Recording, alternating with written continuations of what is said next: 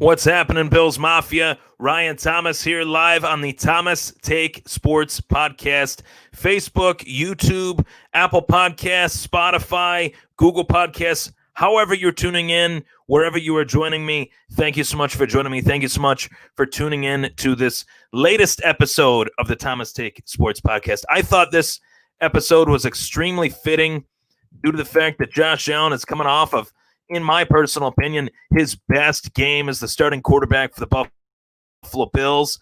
And I thought, why not somewhat take a look back down memory lane? Why not go back to the future in a way and say to ourselves, or dive into, as I say to you guys, how did this happen? How did we get here?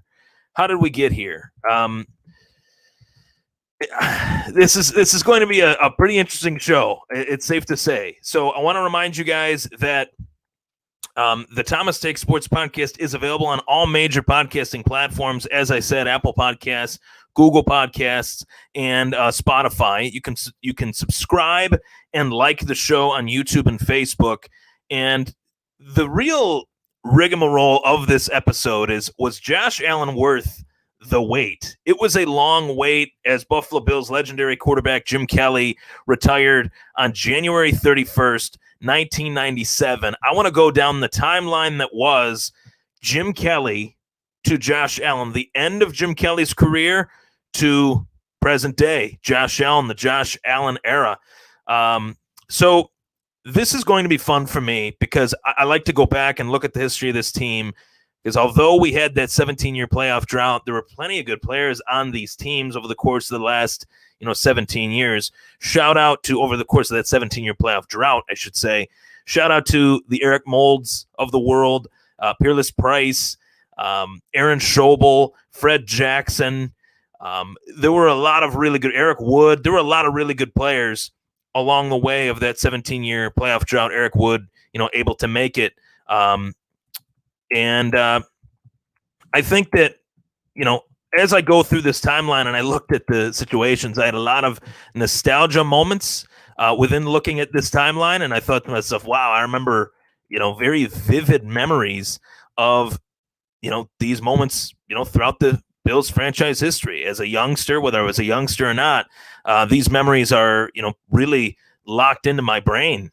They're memories that'll always be there and will always be a part of my Buffalo Bills fandom. So I remind you guys as well to comment in the comment section below as I kind of, go through, this timeline here of what led us to, Josh Allen, what provided us with the opportunity to watch a quarterback play with the electrifying talent that Josh Allen has. So I want to start off. Buffalo Bills legendary quarterback Jim Kelly retires on January 31st of 1997. Oddly enough, Jim Kelly was almost coaxed out of retirement to play for the Baltimore Ravens. That's a storyline that kind of gets swooped under the rug when we talk about Jim Kelly.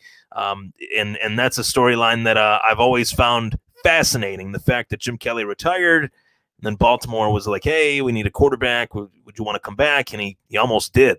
That's something that not a lot of Bills fans have really talked about over the years. So after Jim Kelly, the next quarterback that was given the keys to the franchise was Todd Collins. Todd Collins, the QB1 that wasn't. Todd Collins was not a quarterback one. Todd Collins was it's really tough, I will say, for Todd Collins. I'm not trying to offend any of the Todd Collins lovers out there or even Todd Collins himself if he ends up watching this. To me, it's super tough replacing one of the greatest quarterbacks that a franchise has ever had. So for Todd Collins to come in and be basically the next guy, the guy to replace Jim Kelly, there's only one Jim Kelly for this franchise, and it was Jim Kelly. I know Josh Allen is becoming, the favorite son of the Buffalo Bills and favorite son of the city of Buffalo. But what Jim Kelly did for this team really essentially put them on the NFL radar and on the NFL map after saying, hey, thanks, but no thanks. He signs a contract to come here. They go to 4 straight Super Bowls. No team has ever gone to 4 straight Super Bowls since. The caveat to that among the ignoramus fans out there is that they say, well, they went to 4 straight Super Bowls and they lost. Well, do you see anyone in this era, in this current era going to 4 straight Super Bowls. I don't. So that's how I end that. Todd Collins out of Michigan, okay, gets drafted out of Michigan. And I've always had this theory with Todd Collins. The fact that Todd Collins was entrusted to be the heir apparent to Jim Kelly, he's a Michigan quarterback, drafted by the Buffalo Bills in the second round. With Todd Collins not able to fill that role, did it dampen the draft stock of Michigan quarterbacks, namely Tom Brady? I know, call me crazy. It's just something that I've always thought, hey, well, Todd Collins didn't work in the National Football League. He ran a very similar offense to what Tom Brady ran in Michigan. Did people fear that Tom Brady was the next Todd Collins? Did they fear that Michigan quarterbacks in general were ill-prepared to play in the National Football League? That's a conspiracy theory. There's no facts behind that, but that's just me, spitballing here and saying maybe it happened. Maybe that is something that caused Tom Brady to slip into the 6th round of the 2000 NFL draft, where Todd Collins was brought in, what was it, 97? So, 97. Jim Kelly retires in January of 96. Bills draft Todd Collins. He starts 13 games that season. Alex Van Pelt starts 3. Van Pelt, obviously a fixture within this franchise as a backup quarterback. But the most polarizing topic still to this day among Bills fans, I would say, from the last era or the last millennium, 20th century, was the entire Doug Flutie versus Rob Johnson quarterback controversy. And if you were to put down a top 10 of quarterback controversies that, where does this quarterback controversy rank? It is up there in terms of the storybook, drama that was within this storyline of the fact that Buffalo traded draft picks, multiple draft picks, high draft picks to acquire Rob Johnson. They extended him before he even put on a Buffalo Bills uniform. And then shortly thereafter, Doug Flutie comes in and he's signed to the league minimum, and he's signed largely as a CFL quarterback that, could put some fans in the seats, at training camp. Really, the Buffalo Bills did not think that Doug Flutie was ever going to see a snap. I think the hope and the dream was that 6'4", 230-pound, Rob Johnson from USC would come from Jacksonville to where he lit it up in limited action there and then continuously light it up in Buffalo. But we know that didn't happen. Rob Johnson got hurt. Doug Flutie came in. Doug Flutie took over, and Doug Flutie became, still to this day, I think he is one of the biggest icons in Buffalo Bills franchise history. Although the fact that he was only here for 3-4 seasons, if that, Flutie Flakes are still at large. I still see them, Wegmans. I still see them at Tops. I still see them, around.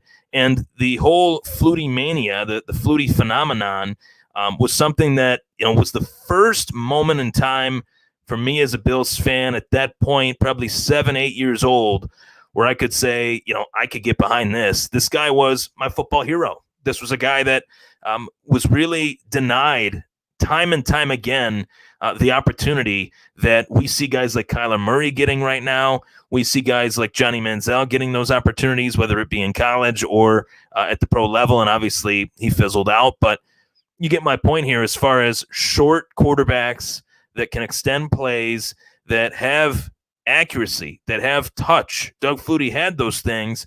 It was just not at a point in the NFL's history where we saw short quarterbacks really get those opportunities. And dare I say it, I'll say it. Doug Flutie, in his limited action in Buffalo, those 3 years where he was really able to put some things together, I think that changed the game drastically. I think that changed the way people perceived, and people meaning, NFL front offices and general managers. It changed the way they saw the game and in the way that they saw the game's most important position of the quarterback position.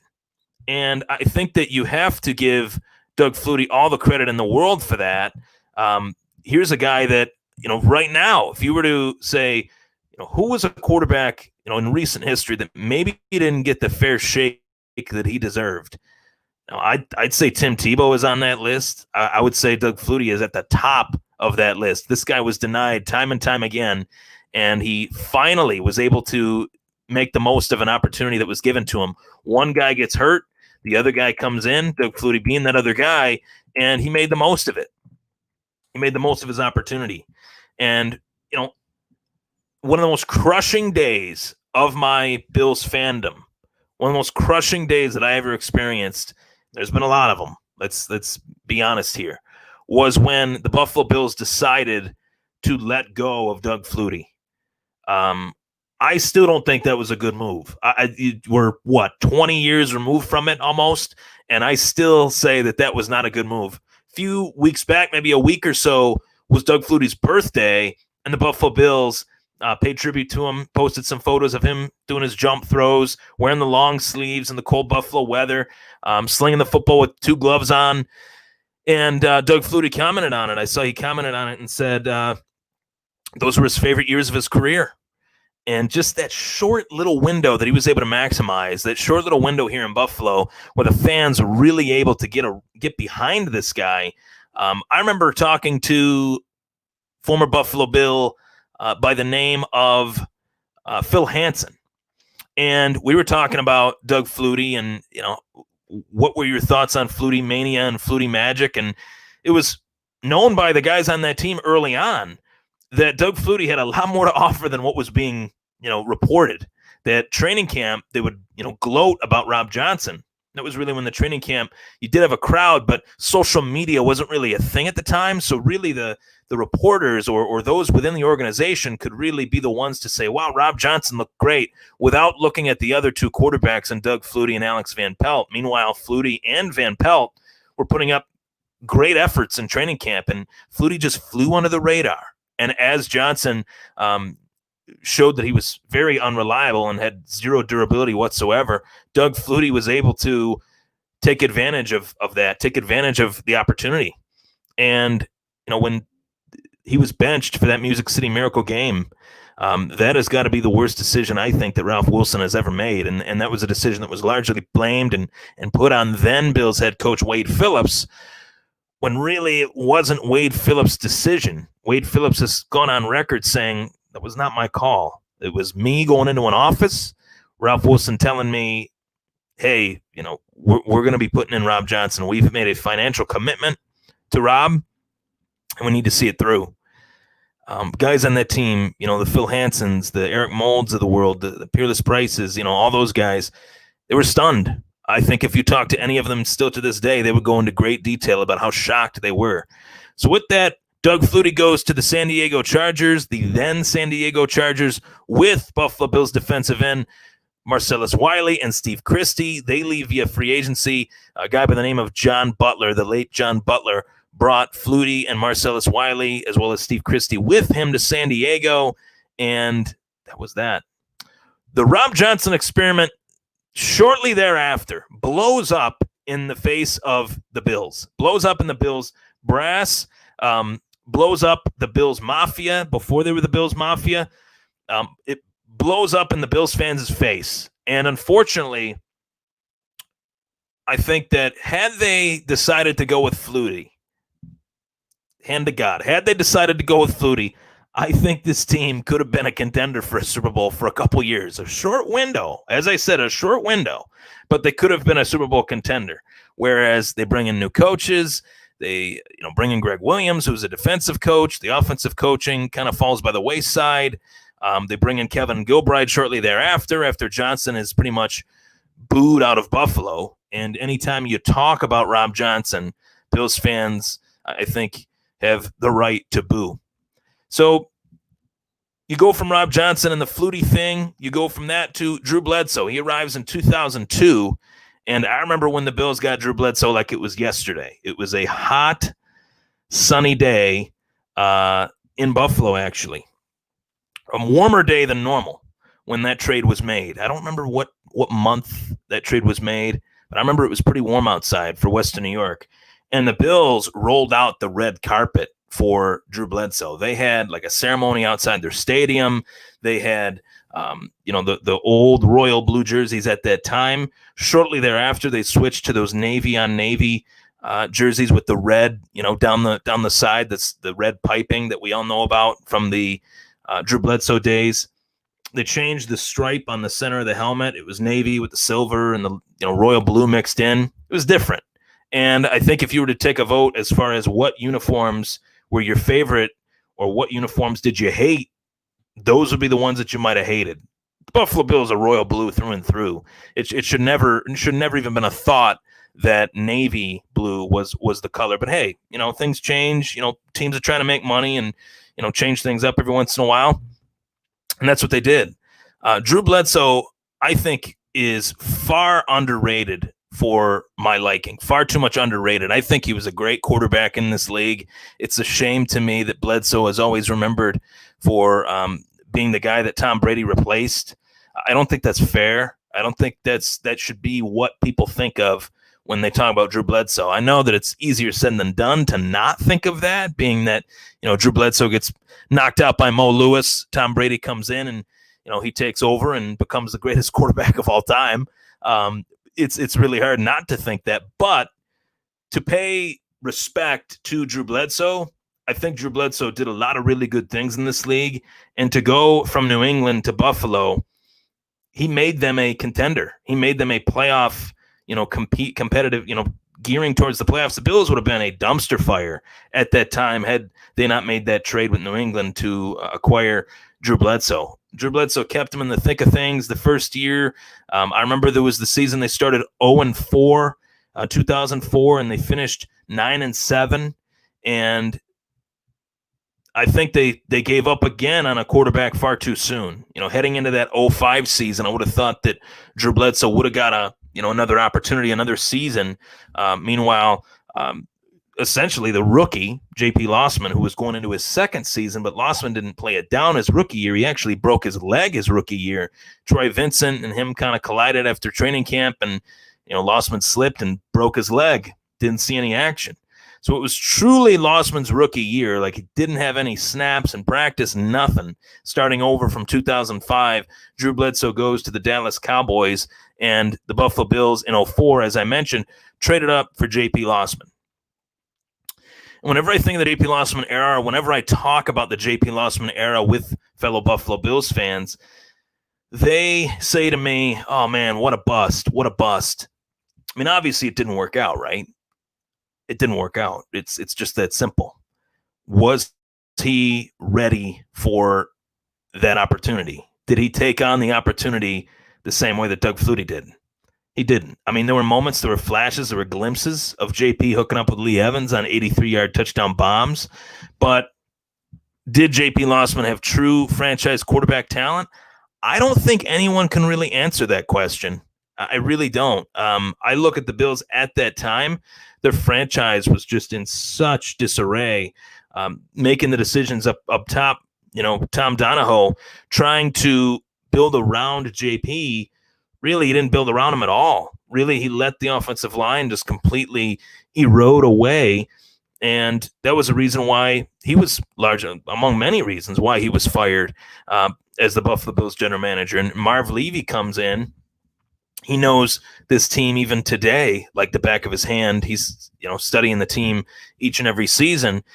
But back then, he gets hired as an 83-year-old rookie GM, and he's thinking to himself, well, I don't really like what I've seen here in Buffalo these last few seasons. I'm not going to deviate away from what we have here in Buffalo, but I'm going to bring in some competition. And I remember that was the mantra, open competition among all positions. It was time for the rest of the guys on this team to prove themselves and to find out which guys were going to rise to the top, which guys were going to rise to the occasion. Would they be returning starters from last season, or would they be players that Marv Levy brought in during the Marv Levy regime during that season? And I thought, I've seen a consensus among Bills fans that they think Marv Levy wasn't a great GM. For every John McCargo out there, you make a move to get John McCargo. That didn't pan out. Dante Whitner was a good player. Did they reach for him in 06? I think they did. But the biggest draft, the best draft, arguably, in terms of immediate impact that the Bills have had within the last, 15, 20 years, I think is that 2007 draft where the Buffalo Bills did draft Marshawn Lynch, Paul Posluszny, as well as the Stanford signal caller that was recommended by one of the greatest head coaches in NFL history, Bill Walsh. He recommended Stanford quarterback Trent Edwards to Marv Levy, and Buffalo picked him in the third round that season in that draft. With the pick that they acquired in the Willis McGahee trade from the Baltimore Ravens, as a fun fact. And I liked Trent Edwards. I was a Trent Edwards fan. I was a Trent Edwards fanboy, fan kid, whatever you want to say. I liked Trent Edwards. I thought he was the guy. I thought he was the future. I thought he was possibly the Josh Allen. I'll say it. I have no shame in saying it. But could you blame me? I mean, leading up to that Arizona Cardinals game, Trent Edwards, he led Buffalo to a 4-0 start in 2008, and he was a comeback drive creator. He created comeback drives in the fourth quarter. There were a lot of games that Buffalo was down in, and Trent Edwards was able to lead the way, lead the comeback. And then that Arizona Cardinals game happened, and you guys can envision it as I'm talking about it. Trent Edwards drops back. Adrian Wilson comes in on a safety blitz. Bing, bang, boom. Edwards is down. He's out. Concussion. And I think that ended Trent Edwards' career. I don't think he was the same quarterback after that. He was referred to as Captain Checkdown before, but especially after that. I remember going to a game at the then known as the Ralph Wilson Stadium. Ralph Wilson Stadium in Orchard Park at that time. And Trent Edwards was starting for the Buffalo Bills against the New Orleans Saints. And Terrell Owens came into that game with a consecutive game streak as far as one reception, a 150-some game in a row streak where Terrell Owens had at least one catch. That streak was broken when Trent Edwards took that start against the New Orleans Saints. And I remember saying, I witness history tonight, witness history. And it was like a 4:00 game on Fox, ended at like 7, took like an hour and a half to get home. So yeah, it was miserable. Wasn't a fun one to remember. But the next chapter of the whole Buffalo Bills saga, Dick Duran's out, Perry Fewell doesn't get the head coaching job. Chan Gailey comes in, and Chan Gailey brings in a beardless Ryan Fitzpatrick as well. Chan didn't bring in Ryan Fitzpatrick, but Chan recognized Ryan Fitzpatrick from the previous season as a possible starting quarterback for this team. He let Edwards and Fitz battle it out. Edwards actually started that next season in 2010, if my memory serves me right. And they played the Green Bay Packers, I remember, and Trent was terrible. He fumbled the ball. He didn't look confident. He didn't look like Trent Edwards of old, of 2008, which was a couple years prior to that. And Chan Gailey then decided the next day, Bills brass decided to part ways with Trent Edwards. Opened up the doors for either Ryan Fitzpatrick or Louisville Cannon, Brian Brom, to compete for the starting job. And a beardless Ryan Fitzpatrick becomes T.O.'s favorite quarterback. Obviously, why so serious? The Stevie Johnson connection. Shout out to Stevie Johnson, great guy. One of the favorites of Bills Mafia. Ryan Fitzpatrick still battling it out to this day. I thought he was inexplicably benched by the Miami Dolphins. I know Tua looked good this past week, but man, I was shocked that they decided to make that change at that moment in the season. You can check out my thoughts on that on a previous video. But Fitz did his thing here. He got a lot of money in the process of doing his thing here. He made a lot of plays for this team. He made a lot of comebacks for this team. And that was largely why the Bills trusted him to pay him this extension. That also blew up in the faces of the Buffalo Bills brass. And, next man up, right? Next man up. Let's see where we go down the draft, wormhole. Do we, scout the 2013 draft class? Knowing what's coming out in 2014, and they went through the 2013 quarterback draft class, the E.J. Manuels, the Geno Smiths, the Matt Barkleys, who obviously is the Buffalo Bills backup as we sit here today. EJ Manuel is the era that came and went. The EJ Manuel era, I can't even really call it an era. It was more like a glimpse in time. You blink and you miss it. And I really feel for EJ still to this day. I feel like the franchise didn't really do him many favors. But when it was his moment and was his time, when his number was called, he just couldn't put it together. And that is essentially what sets the NFL apart from any other league. When your number is called, if you're not out there making that play, if you're not, producing, those shots are few and far between ever again. And I'm at that game. I've been on a lot of games where the Bills quarterbacks, falter, and the Bills made these decisions to move on. Essentially, 2-2. I think they fell to 2-2 playing against the Chargers at home, obviously, and EJ Manuel just looked lost out there. Just didn't look, like he was ready for the opportunity, ready for the moment, like Flutie was. Similar to JP, I think EJ and JP both eras, both circumstances were very similar. Neither one of them really had what you would hope,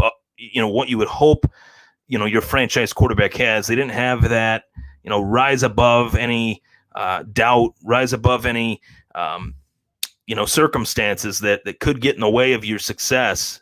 Josh Allen has that. Josh Allen has the ability to kind of rise above of some of the, I guess, not just the naysayers, but, the shoulder injuries. Maybe he gets nicked up on a run, or maybe someone's injured. Maybe John Brown's out. Maybe, his supporting cast is really limited.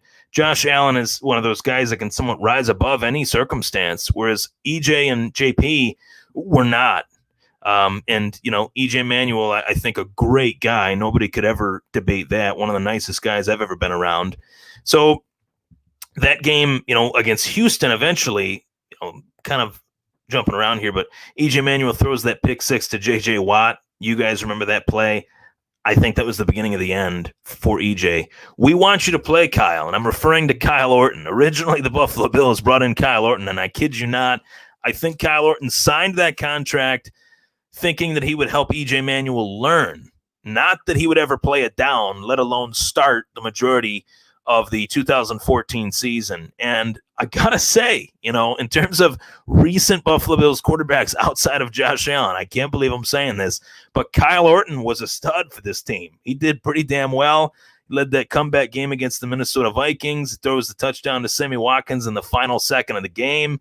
I liked Kyle Orton while he was here. I thought that story was really cool. And you go back to 2014, it was one of the worst winters that we have ever seen in Western New York, so much so that a game against the Jets that was supposed to happen in Orchard Park was moved to Detroit. They had to play it at Ford Field, and Kyle Orton lit it up, did pretty damn good that game. So, Kyle Orton's one of those guys that you just see on the history, timeline of Bills starting quarterbacks, and I chuckle to myself when I see his name there, not laughing at him, of course, but just laughing at the whole circumstance of, hey, Kyle, we actually want you to play.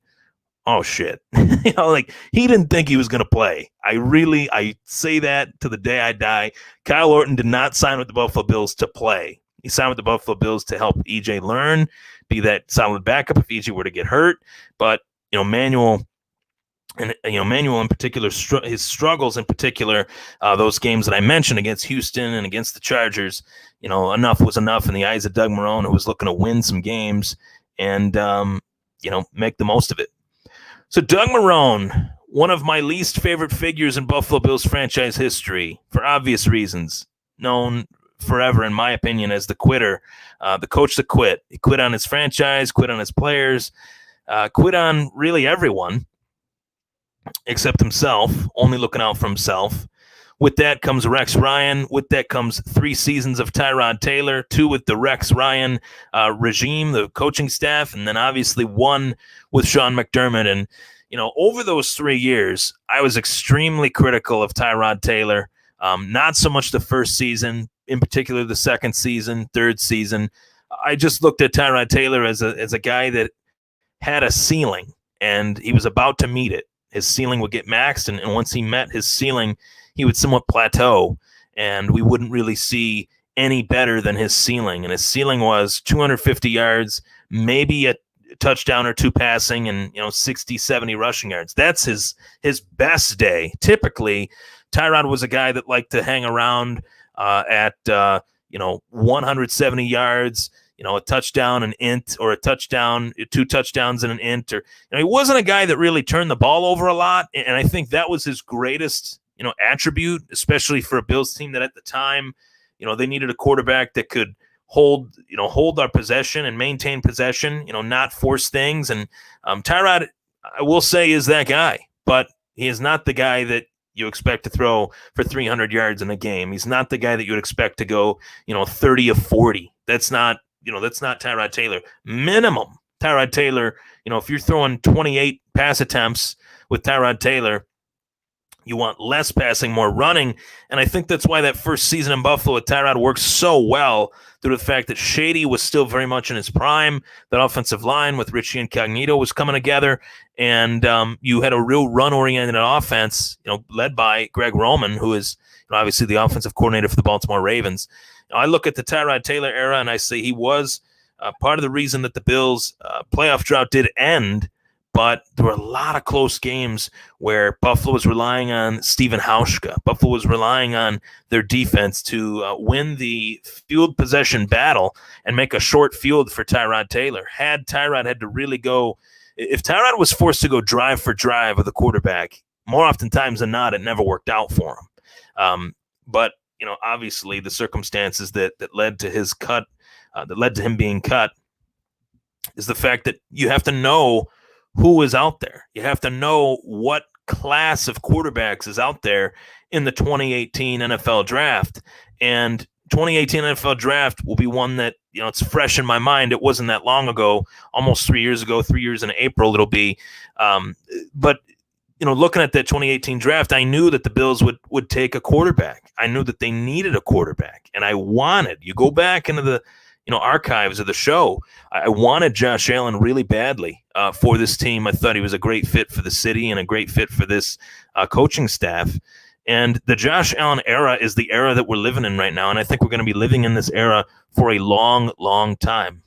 Look, I've seen Allen struggle in moments throughout these last 3 years, but his struggles are becoming somewhat of a distant memory. These last 4 weeks, with a very banged up shoulder, without his favorite target, arguably, in John Brown, Josh Allen, had some slip-ups these last few weeks, but feeling healthier than he has all season long. And with John Brown back in the fold, with a healthy Zach Moss, you give a quarterback like Josh Allen weapons, you give back Josh Allen some of his weapons, you get some of those weapons back. Josh Allen is one of those quarterbacks that will make the most of having, even the most limited talent around him. He makes everybody better, and that's the true definition of what a franchise quarterback does. There were years where Peyton Manning didn't have the best receivers. Hell, there were years where Tom Brady didn't have the best receivers, but it didn't matter. It was the smarts of both Brady and Manning that was able to keep the offense out on the field and churn out these long drives. And I really believe, I hold out the belief that this was all worth the wait, the whole timeline, everything that I just went over, from Jim Kelly's retirement to Todd Collins to the Flutie Johnson stuff to Fitz and Trent Edwards and Lossman and EJ Manuel and jumping around the timeline there. But really, it's quite amazing the long journey that it has been to lead us to Josh Allen as the franchise quarterback of this team. And I honestly wouldn't have any other way. You go back to 2017, a lot of Bills fans, 2016, I think. Yeah, 2016 or 17, one of the two. I can't remember. 17, I think. Pat Mahomes, the Bills have the 10th pick. They trade down to 27 with Kansas City to pick up a first the following year. And they get Trey White with that, later pick. And they trade the pick that ultimately selects Kansas City Chiefs selection, Pat Mahomes. A lot of Bills fans still say to this day, man, I really wish we got Pat Mahomes. I hate to say this, I really do, but given the new nature of this coaching staff and not knowing what was ahead for this team, and knowing that Doug Whaley signed Tyrod Taylor to one of the most ridiculous contracts that the Bills have ever written, they didn't really know what they had in Tyrod. They had to somewhat see that through, salary-wise, contract-wise, and I don't think Pat Mahomes would have been Pat Mahomes playing here like he is in Kansas City. You got, a lot of people forget that Mahomes sat a season behind one of the most viable veterans that this league has seen in quite a long time, and Alex Smith. Smith was a solid quarterback prior to the leg injury that he suffered playing for the Washington football team 2 years ago, then known as the Redskins. And, I think that Pat Mahomes would even say to this day that Alex Smith largely helped him learn Andy Reid's West Coast quick pace offense. I think that I really think that Pat Mahomes wouldn't have been what he is now, for the Buffalo Bills. I really don't. And I don't think that's wishful thinking. I just think that's just me being honest. Who was he going to throw to? Deontay Thompson or, some of these other guys that were on the roster when Josh Allen first took over? I don't think it would have worked out quite well.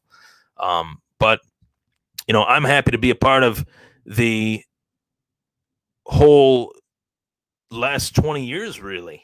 28, dating myself, but really throughout the last 20 years, I've seen all of this stuff take place, and I wouldn't have it any other way. I really believe that Allen, along the way, year 5, year 6, and beyond, he's going to be even better than he is now, and he's only in his 3rd season.